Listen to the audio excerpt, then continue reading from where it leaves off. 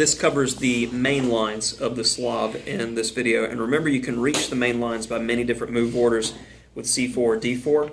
So if D4, C6, C4, D5.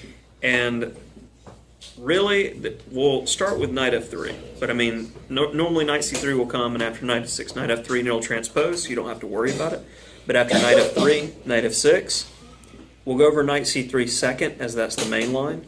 But a very common line recommended by Boris Brook in the Grandmaster Repertoire series is playing E3 here.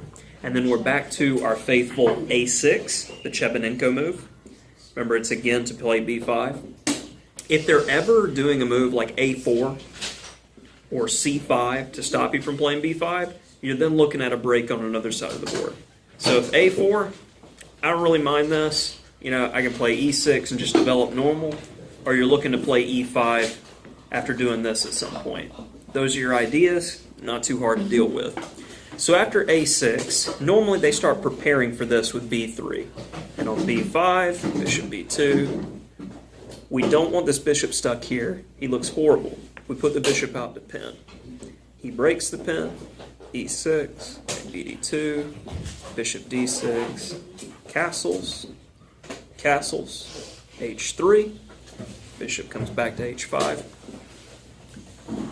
Oh, rook C1, knight BD7, and say I move like queen C2. This is important. We don't want to put our queen on the C file because when he takes, we'll end up being on landmines. Because you can't take this way because you're going to lose a piece.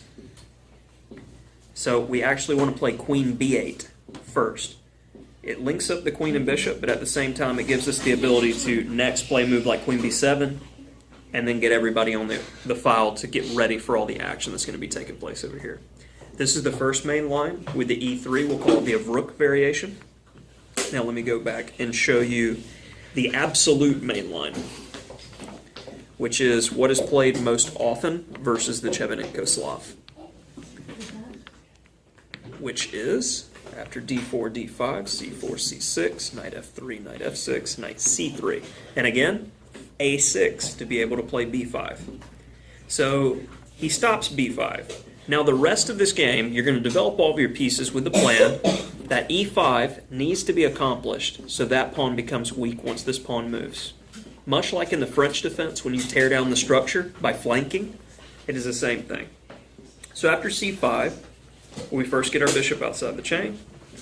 White does the same thing. And we're both making natural enough moves, and just normal developmental moves. And say he clamps down. Well, I don't want to push these pawns because it's going to open up the file where he can get to our weaknesses better, especially not B6, because after takes, that's a horrible weakness. So we need to accomplish E5. So that's when after queen C8, and say he plays A4, you have this nice move bishop D8 with the idea of playing bishop C7. That's great if he takes. That's one guy less helping to stop E5. So if he takes,